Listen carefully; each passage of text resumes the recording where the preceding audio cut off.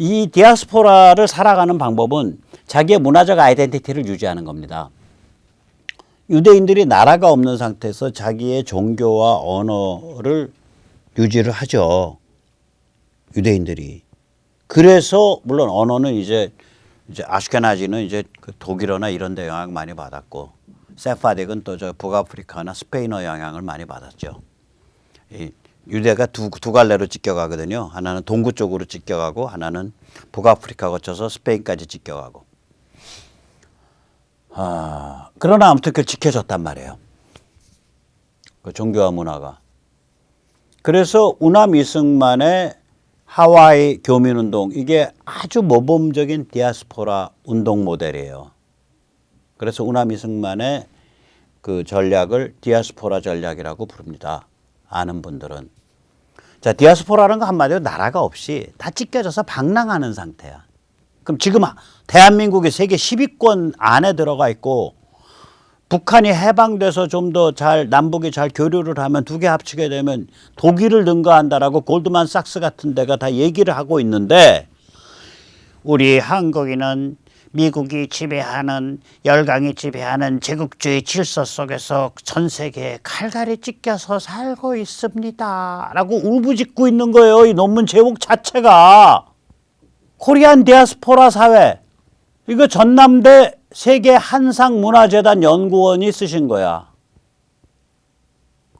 아니, 이걸 이제 관점이 이게 김일성주의, 그러니까 제국주의에 의해서 약소민족이 탄압받고 억압받고 있다라는 관점이니까 김일성주의 혹은 모택동주의, 서구로 이게 넘어가면 포스트 컬로니얼리즘, 후기 자본주의라고 부릅니다. 아니, 후기 식민주의. 박근혜 정부 때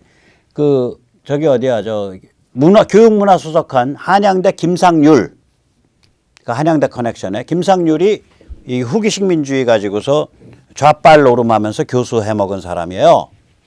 그러니까 참 이 사상을 보는 관점이 없었던 게 우리가 이른바 보수라는 게 사상을 보는 거, 이게 박근혜 정부에 들어가면 안 될 사람이죠. 청와대 그 학문적 관점이. 후기식민주의라는 건 과격하게 표현하고 좀 무식하게 표현하면 모택동주의나 김일성주의로 바로 연결되는 거예요. 이게 그렇잖아요. 제국주의가 지배하는, 강대국이 지배하는 질서 속에서 우리는 약소민족으로서 지금도 2022년, 2011년 지금 현재도 전 세계에 갈갈이 찢겨져서 핍박받고 서름 속에서 사는 민족입니다. 이런 관점을 가진 논문이에요. 이거가 중앙선거관리위원회의 선거연수원에 실려가지고 결국은 재외국민의 투표를 합리화하기 위한 논리로 쓰이는 거예요, 이게.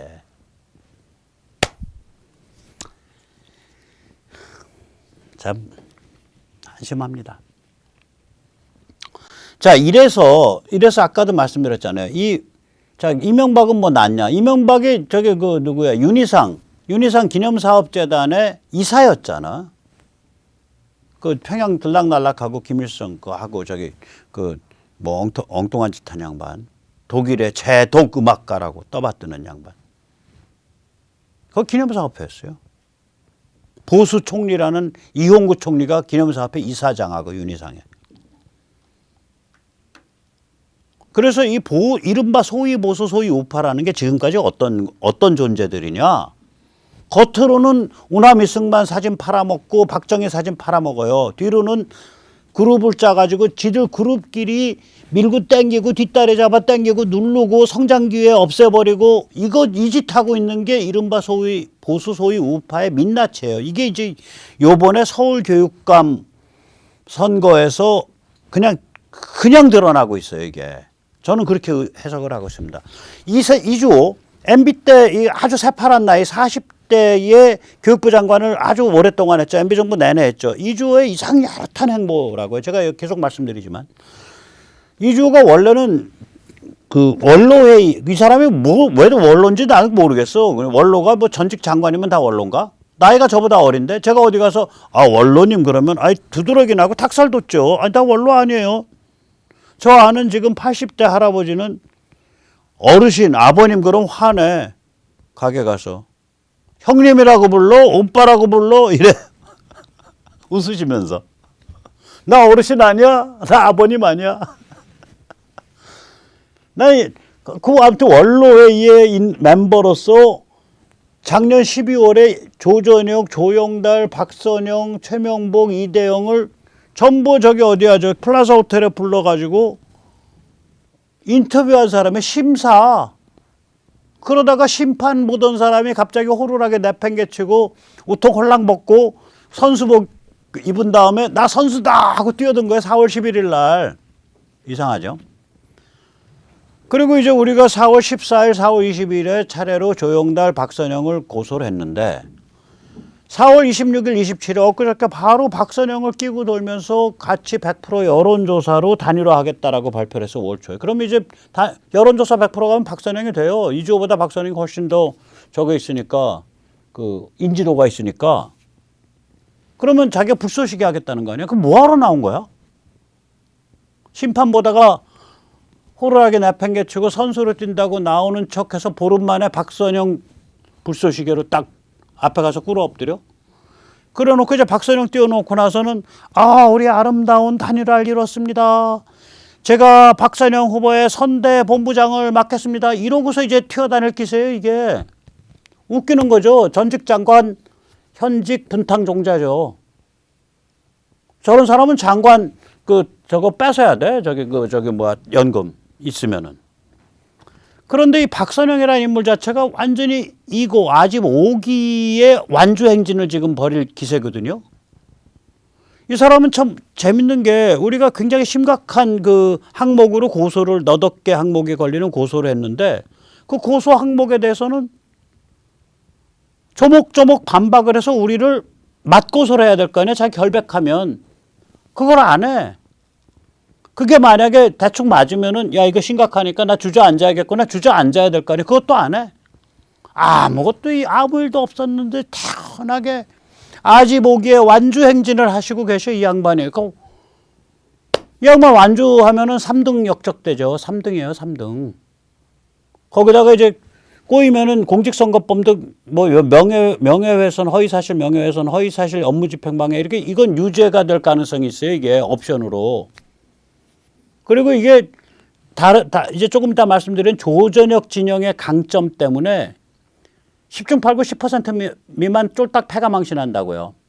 물론 완주하면 조전혁은 박빙으로 이기거나 박빙으로 지게 됩니다. 아주 위태로운 박빙 게임을 하게 돼요.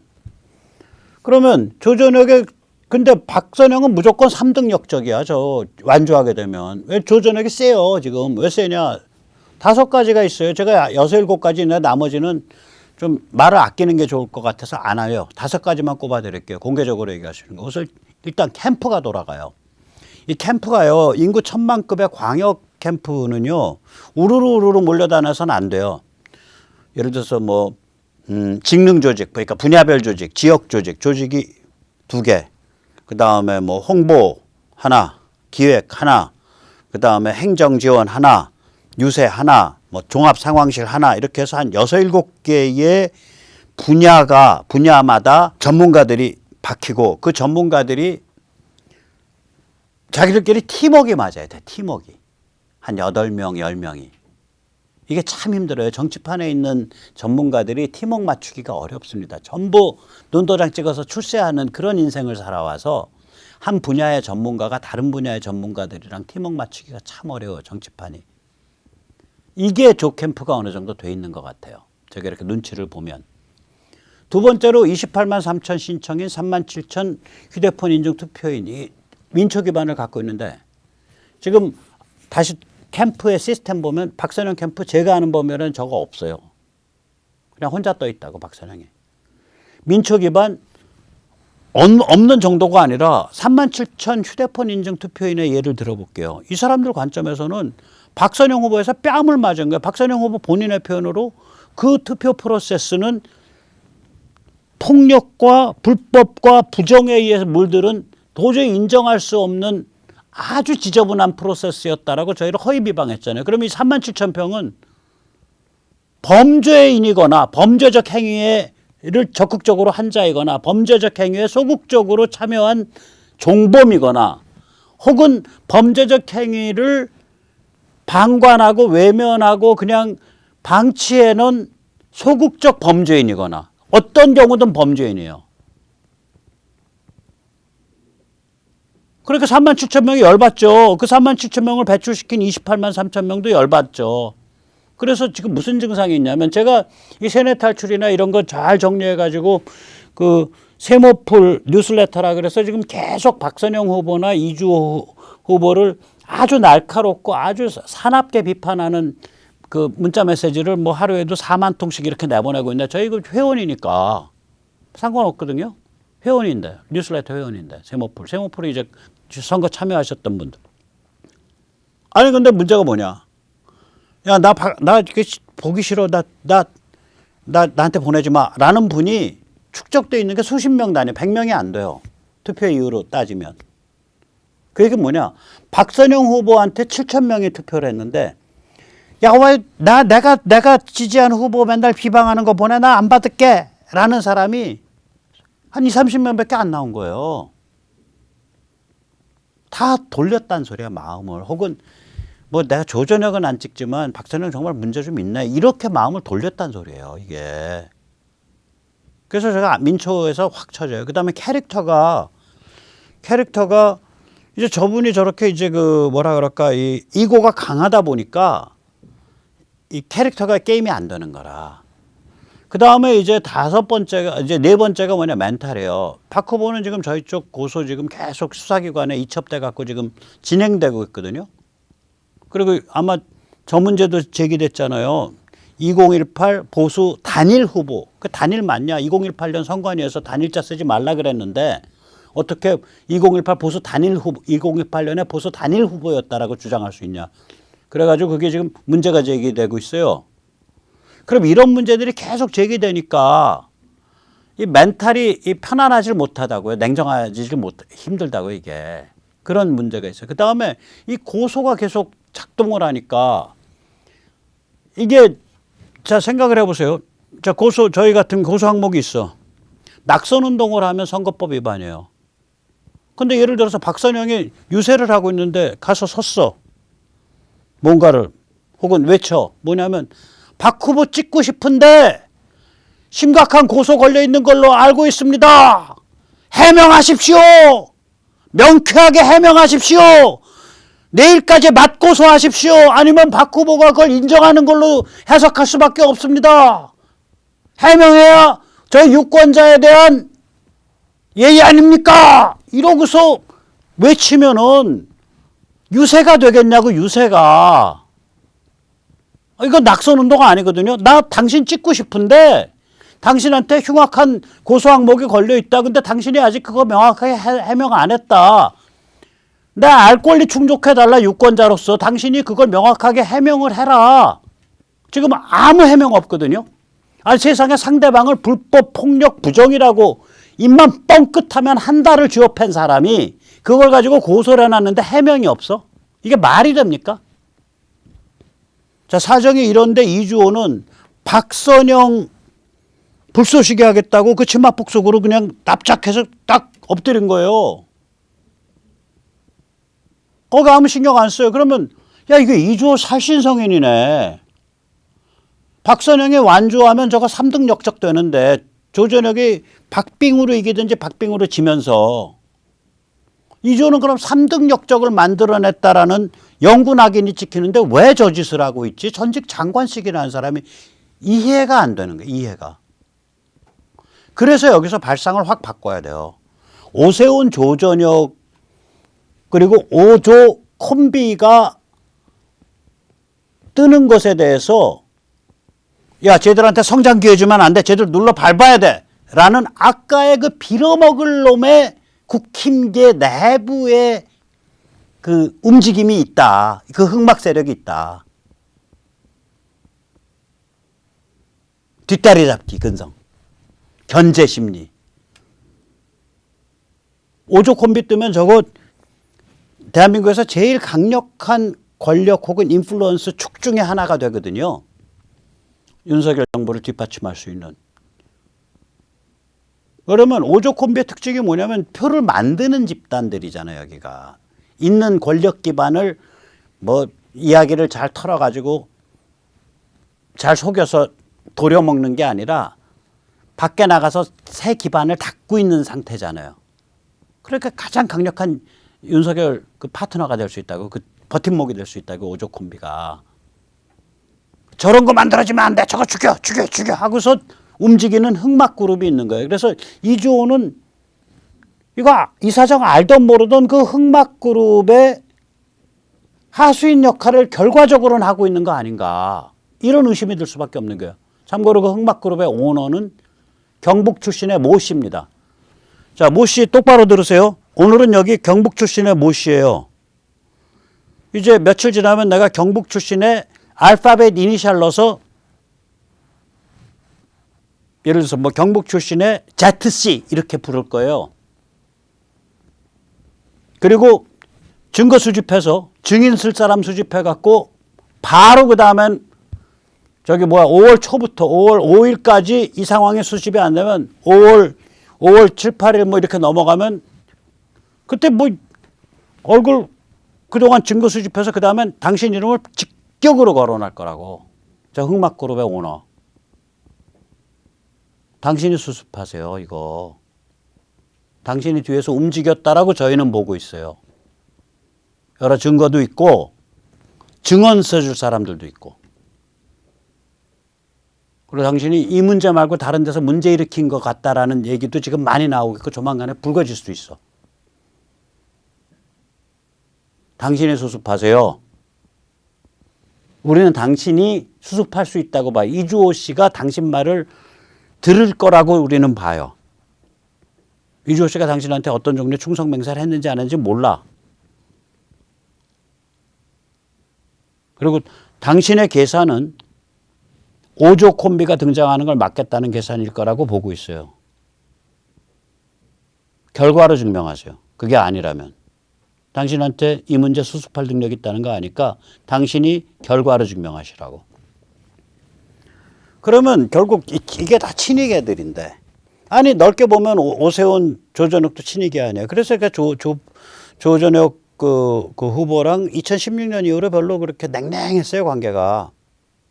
왜냐하면 저는 2016년에 저기 도장 갖고 나르샤 때부터 유승민, 김무성이라 그러면 철천지 원수로 알았고,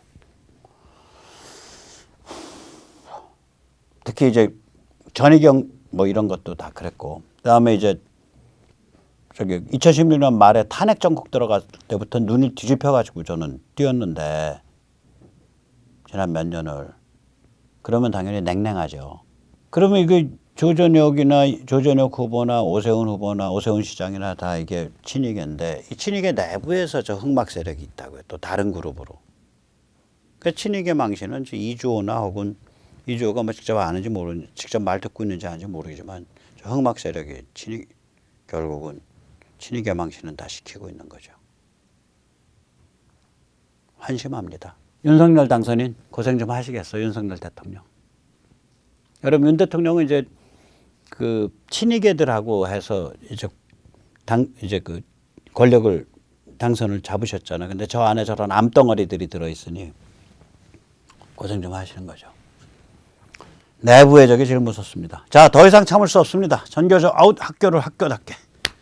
저희가 대깨조, 그러니까 어떤 상황이 펼쳐져도 조전혁 220만 표 이런 컨셉을 갖고 나가는 거죠. 저희 세모풀 지부 운영위원 세미나, 세모풀은 49개 지부 운영위원을 모십니다.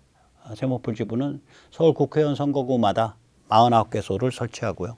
나중에 조전혁 캠프에서 49개 연락사무소가 만들어지면 대응할 수가 있겠죠. 일시는 4월 30일 토요일 날 오후 2시 5시고요. 조전혁 캠프가 입주해 있는 빌딩의 10층에, 이건 캠프랑 상관없는 장소입니다. 갔다가 굉장히 싸고 좋더라고요. 10층에 조그만 강당이 하나 있습니다. 3층이었는데 3층은 다른 데서 빌려 쓴대요. 그래서 10층에 작은 강당이 있습니다. 거기서 모이도록 하겠습니다. 참가 신청 문자로 주십시오. 각 지부의 운영위원이 하는 일은 지부 관할 세모폴 회원들을 이제 독려하고, 그 다음에 조전혁 선거운동원을 발굴 추천하고, 이 선거운동원이 한 13일 동안 정말 운동화 하나 다, 새 운동화 하나 다 달아먹겠다는 각오로 돌아다니시는 아주 독한 분들이어야 되거든. 그런 분들 좀 몇 분 발굴해서 추천해 주시고, 또 조전혁 선거 참관 감시인 충원 운영해 주시고, 그렇게 해 주셨으면 좋겠습니다. 예, 오늘 여기까지 모시겠습니다. 감사합니다.